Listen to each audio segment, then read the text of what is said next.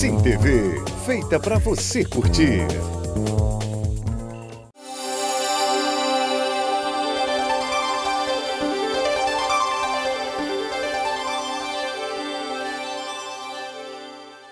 Muito bom dia a todos, já estamos no ar com Caminhos de Luz aqui pela Sim TV. Ela existe desde o povoamento dos homens na Terra. Todavia, hoje vivemos num clima de tensão, com medo, com pavor. Estamos falando da violência. Como entender a violência? Será que ela tem meios de a gente chegar ao fim?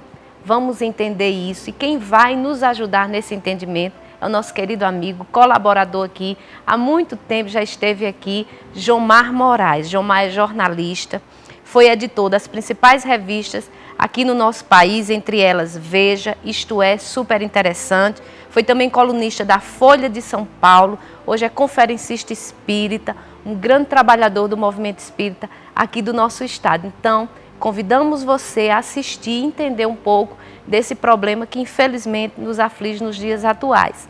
Agora, convidamos você a pensar em Deus e Jesus e fazer a prece inicial de abertura do nosso programa. Pai nosso que estais nos céus, santificado, Senhor, seja o vosso nome. Venha a nós, Pai, o vosso reino. Seja feito a vossa vontade, assim na terra como nos céus. O pão nosso que cada dia nos dai hoje, perdoai, Senhor, as nossas ofensas, à medida que perdoamos aos nossos ofensores. Não nos deixeis cair em tentação, mas livrai-nos de todo o mal, pois só é teu o poder, o reino e a glória, agora e para todo sempre. Que assim seja. Então, você não sai daí, que daqui a pouquinho a gente volta com Jomar Moraes falando sobre a violência.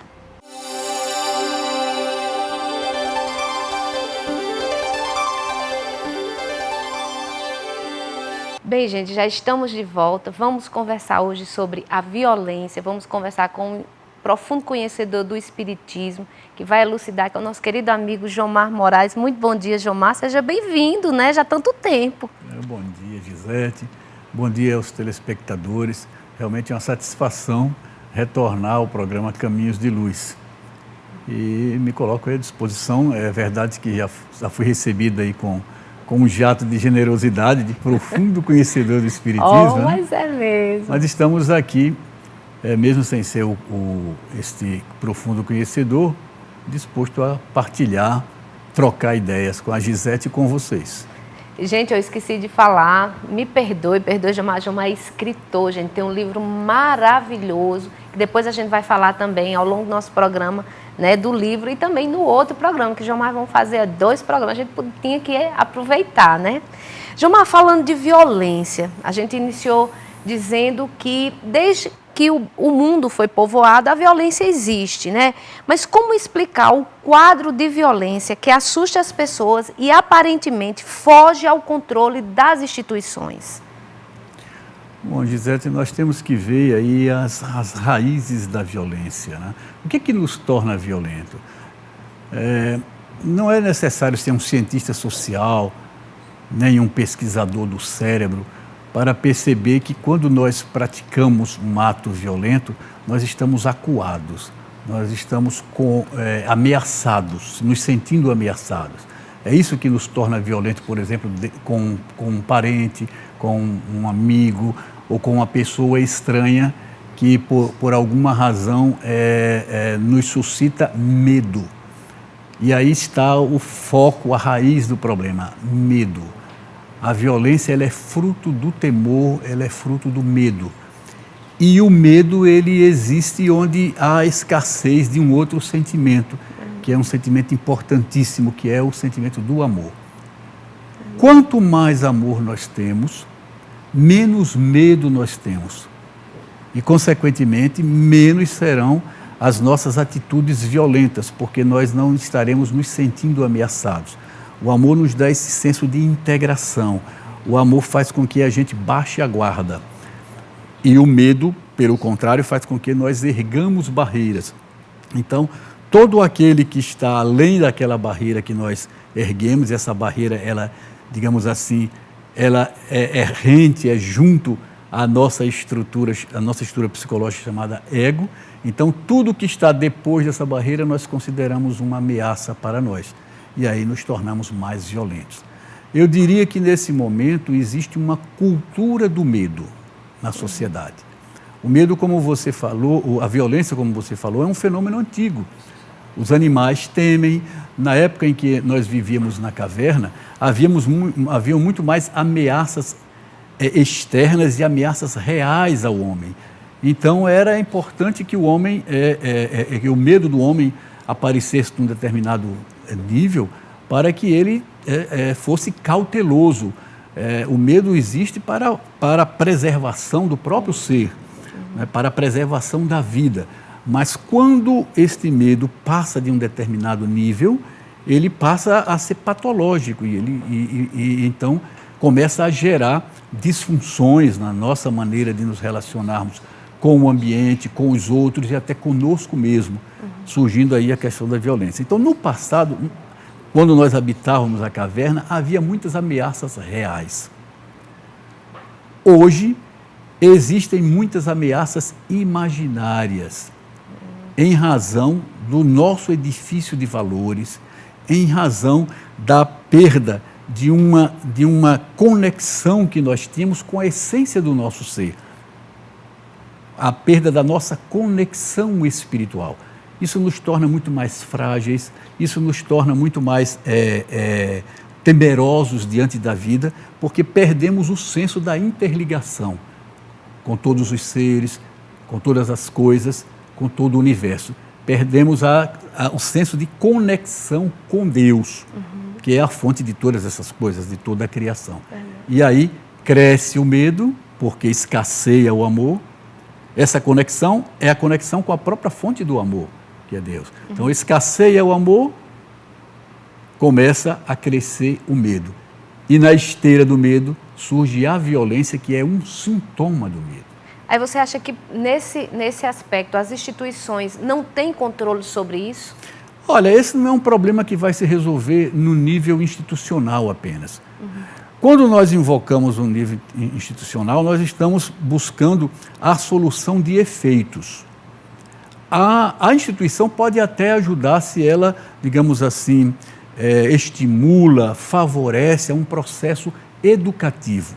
Mas, infelizmente, as instituições não têm feito esse trabalho, até porque falta consciência. As instituições não são paredes, não são as paredes. As instituições não são os papéis. As instituições não são as contas bancárias. As instituições são pessoas. Então, as pessoas que fazem as instituições, elas estão também nesse processo de ignorância, digamos assim, ignorância em relação ao ser real, ao ser espiritual.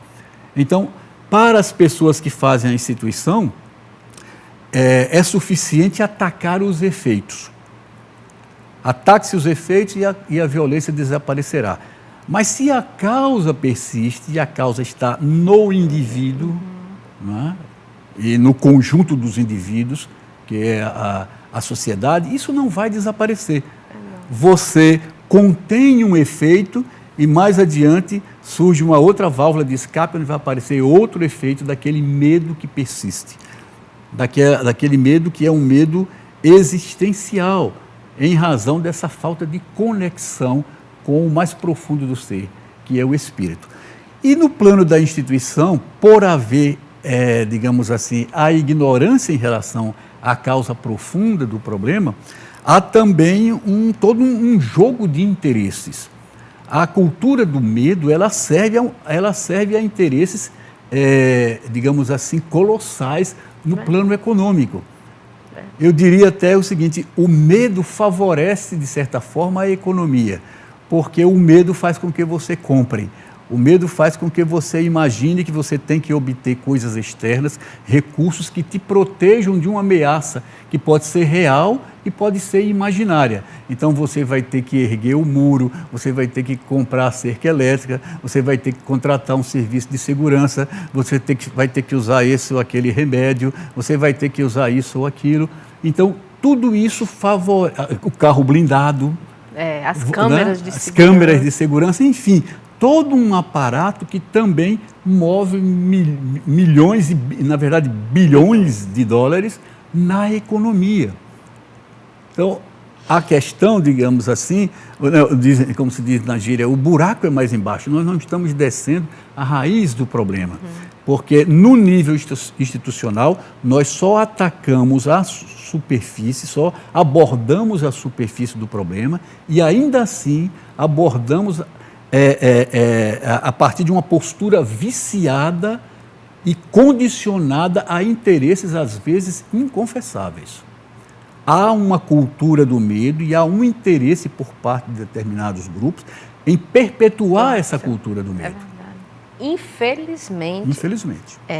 Jomar, o mundo está mais ou menos violento do que no passado, porque temos a impressão de que a violência é avassaladora e a sensação de que somos impotentes para administrar ou contê-la. Olha, eu diria que, apesar das aparências, o mundo hoje está menos violento. Ninguém detém a marcha evolutiva. Nós estamos sempre melhorando. Estamos ainda, eu imagino, não é uma afirmação, porque eu não sou Deus, mas imagino que nós estamos ainda subindo a ladeira. No mundo das formas, todas as formas, todos os seres surgem, têm um processo de evolução, sobem a ladeira e depois declinam.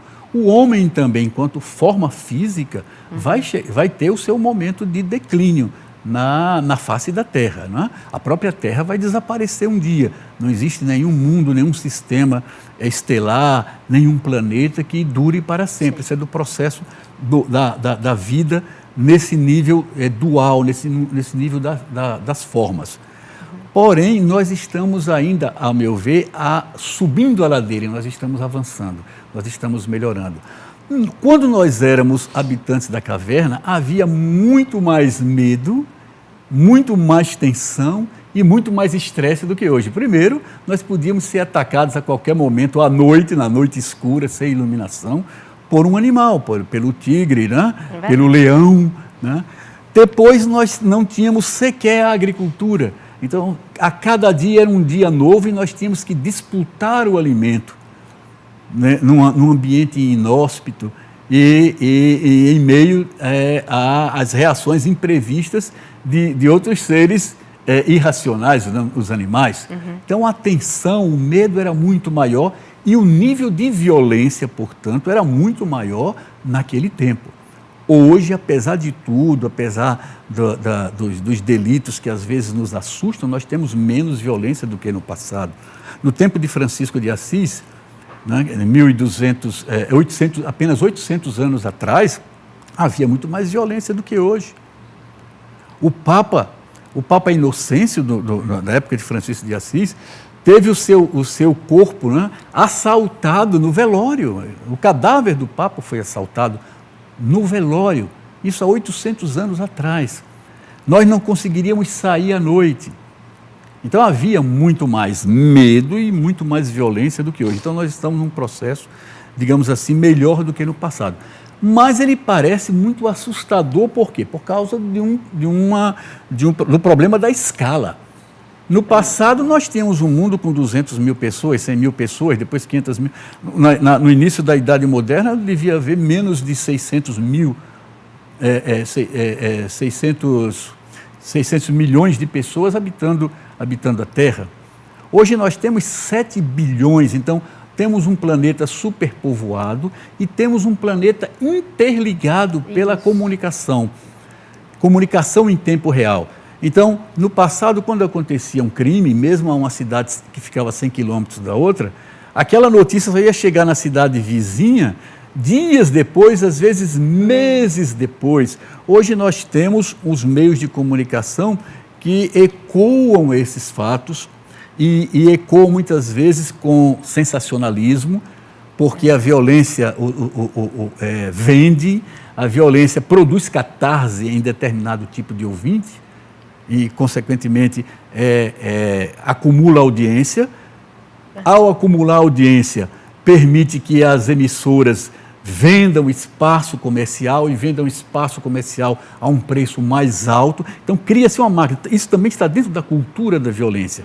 E nós, que somos os telespectadores, e nós que somos os leitores dos jornais, das revistas, passamos a ter a impressão de que o mundo está ruindo, vai acabar amanhã. Não passa desta madrugada. Mas não é assim, o mundo está melhor, mesmo no campo do medo e da violência, do que no passado. Mas nós precisamos enfrentar esse problema agora de um nível mais alto, a fim de que ele não venha se tornar um problema real e um problema talvez irreversível, porque hoje os mesmos meios de comunicação que ecoam e fazem esse barulho todo diante do fenômeno social, ele também ajuda a replicar o fenômeno social. Não é? Hoje, ser notícia num programa jornalístico, num programa policial, é motivo de status para aquele que tem a mente criminosa, aquele que tem a fragilidade, né, que o leva a cometer crimes. Então, de certa forma, isto ajuda a replicar o fenômeno da violência, ao banalizar também. Você colocar na hora do jantar, na hora do almoço, a todo momento, os fenômenos da violência, o fenômeno da violência social e dar aquela impressão, né, dar aquele molho que parece que o mundo está se dissolvendo, isso ajuda também a banalizar. E você, como o telespectador, ele também liga a TV para viver um momento de catarse, ele vai ter necessidade de fatos cada vez mais chocantes para despertar a sua sensibilidade. Porque um homem espetando a faca no outro já não vai lhe dizer mais nada.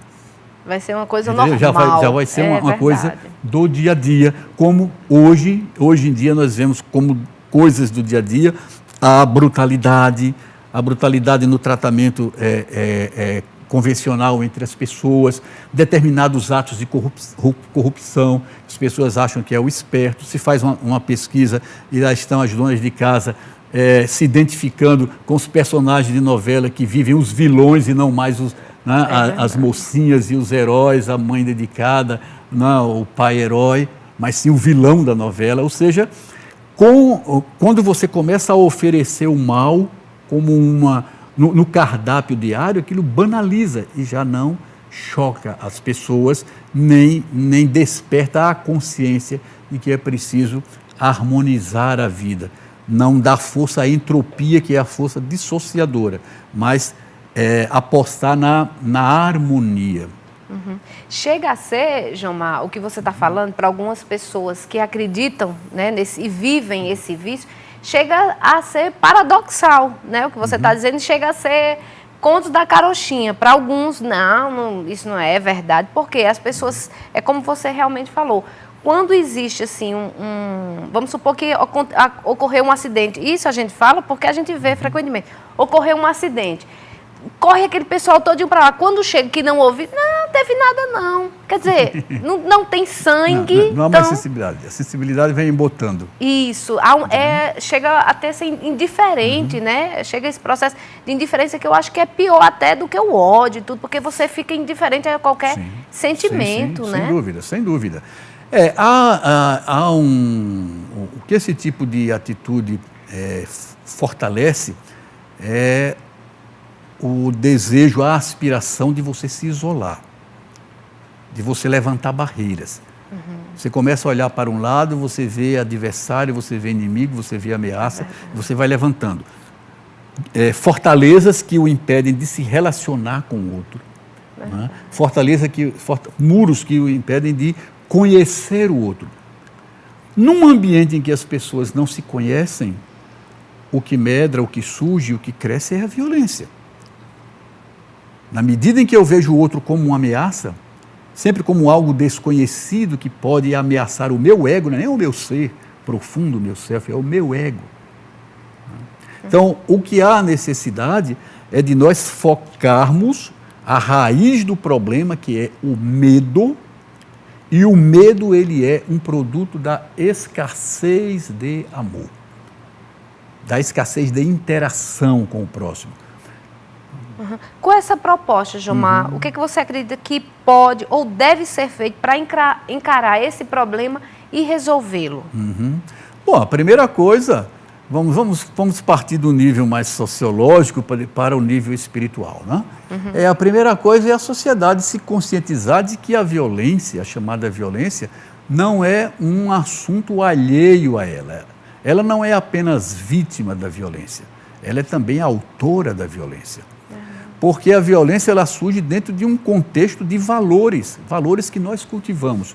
Aqueles que nós dizemos que são os criminosos, os delinquentes, e são, não é? Eles não vieram de Marte, eles não vieram de algum outro planeta, de outro sistema.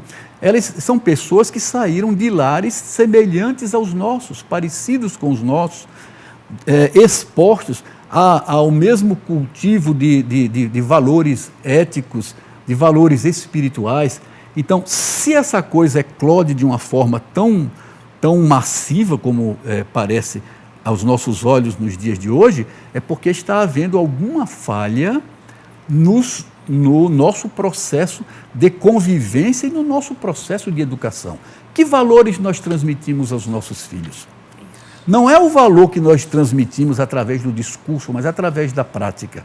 Será que quando toca um telefone, nós sempre atendemos ou pedimos aos nossos filhos para dizer não pode atender agora porque está ocupado? Ou pedimos para dizer, diga-lhe que eu não estou? Quando aparece uma situação em que nós podemos ter um ganho ilícito, uma vantagem, mesmo que seja pequena, uma vantagem ilícita, em relação, às vezes, até a um parente, qual é a nossa atitude? Diante dos nossos familiares, diante dos nossos filhos. Ou sabemos abrir mão em favor do outro? Sabemos esperar? Né? Sabemos orientar os nossos filhos para serem cooperativos ou competitivos? Então, a questão da violência está intimamente ligada aos valores que nós cultivamos no dia a dia da nossa vida. E nós cultivamos, na verdade, a mesquinharia, nós cultivamos o egoísmo, nós cultivamos o orgulho que nos impede de ver o outro como irmão, que nos impede de reconhecer a interligação entre todos os seres, e nós cultivamos a avareza, a ambição e a avareza. Então, tudo isso está intimamente conectado a uma coisa a uma estrutura psicológica chamada ego. É da natureza do ego que ele age assim, mas é da natureza do self, do ser profundo, que ele ilumine, né, digamos assim, a caminhada do ego, que é meramente funcional para as nossas relações no mundo dual, a fim de que ele não se perca. É da natureza do self que faça emergir o amor, que é a energia da vida, que é a energia que sustenta. O amor é aquela força que tudo cria, tudo sustenta e tudo transforma. O amor parece uma coisa assim distante para a gente, difícil de conceituar. Não sei se dá tempo de falar sobre isso? Um pouquinho, porque senão a gente vai ter que... Então vamos... Eu diria o seguinte, mas o amor, não é quando nós falamos amor, não é o amor que você vê na telenovela, não é sequer o amor que às vezes é pregado a partir dos templos. Porque às vezes nós vemos amor como assistencialismo, paternalismo, pieguismo, não é isso. O amor é o sentimento de aceitação. Aceitação daquilo que é, aceitação dos fluxos da vida, aceitação da diferença, aceitação do perfil de cada um, aceitação de que cada um é uma flor, digamos assim, diferente, que ajuda a compor a beleza da vida, no grande jardim do universo. Quando nós temos este princípio de aceitação, fica mais fácil. O problema é que nós perdemos a capacidade de amar. Quando perdemos essa capacidade de ter a aceitação e de reconhecer a nossa interligação, o que sobra é o medo. O que sobra é tudo, todo o resto é inimigo. Todo o resto vai me dissolver, todo o resto me ameaça.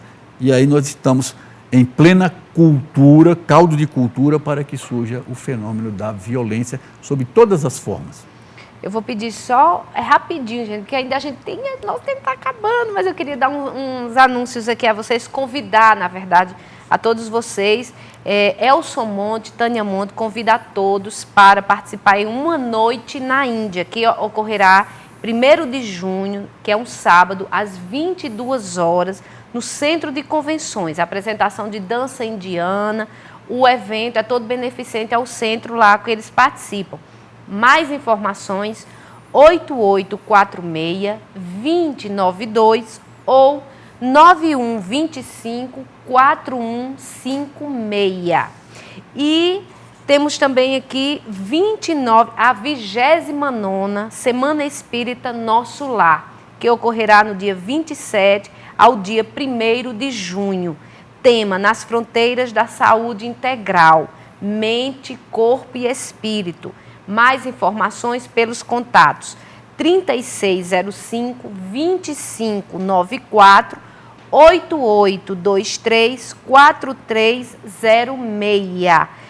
O Nosso Lar, gente, o Centro Espírita Nosso Lar fica localizado na Avenida Lima e Silva, 1340, Lagoa Nova.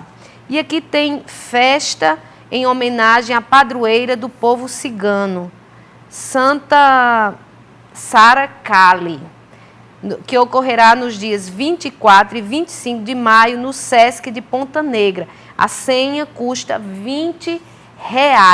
Jomar, só para a gente finalizar, que a gente não poderia deixar de perguntar, em relação ao Espiritismo, como o Espiritismo pode contribuir para a superação desse problema em que vivemos? O Espiritismo tem uma função muito importante aí. Quando Kardec pergunta aos espíritos, né, sobre a missão do Espiritismo, e depois isso ele vai escrever com as próprias palavras dele, os mentores esclarecem que a missão do Espiritismo é secundar o progresso moral da humanidade. Não cabe ao Espiritismo resolver ele sozinho, digamos assim, os problemas da caminhada evolutiva, mas ele vai ajudar exatamente ao desenvolvimento moral do homem. O desenvolvimento moral ele só pode se dar apoiado no amor, apoiado no respeito, né? Então, o Espiritismo contribui a partir daí, mostrando que o homem é além da forma física, né? Que há um sentido para os aparentes contrastes da vida, né? Para as ondulações da onda da vida. Então, o Espiritismo, como eu diria também as outras tradições espirituais, são importantíssimas para acender no coração do homem o amor. Acendendo no coração do homem o amor, que ou seja, é colocar Deus, o apóstolo João dizia, Deus é amor, olha só, dizia isso há mais de 20 séculos. Deus é amor e onde há amor não há medo. É uma receita para os nossos dias. Então, o Espiritismo, acendendo a chama do amor no coração do homem, permite que desapareça o medo e, consequentemente, há fenômenos decorrentes do medo, que é como o da violência, em todas as formas, em todos os níveis. Isso pode ser transposto para o nível institucional, pois que as pessoas é que fazem as instituições. E há nos dias de hoje, não vamos poder falar sobre isso, mas eu quero só dizer que não estou falando de coisas abstratas. Há nos dias de hoje pessoas que, tocadas por esta visão, já estão realizando coisas diferentes. Nós temos a experiência da APAC, na recuperação das pessoas que delinquiram. Nós temos criaturas, né, envolvidas em ações preventivas, porque o que a população, às vezes, assustada, pede é sempre a ação repressiva, mas nós esquecemos das ações preventivas. O amor age na prevenção, para que nós não tenhamos nem mais criminosos, nem mais vítimas. O senso comum, que às vezes pede a vingança como justiça. Isso não é o remédio. Isso nós já fazemos desde a Idade da Pedra. E não resolve. Gilmar, infelizmente o nosso tempo acabou, está estourando. Gente, a gente só tem muito a agradecer, mas Gilmar não vai sair não. A gente vai voltar no próximo domingo com outras informações, não a respeito desse assunto, mas de outro assunto também empolgante, meditação. Então pronto, continue aí conosco, com a nossa programação.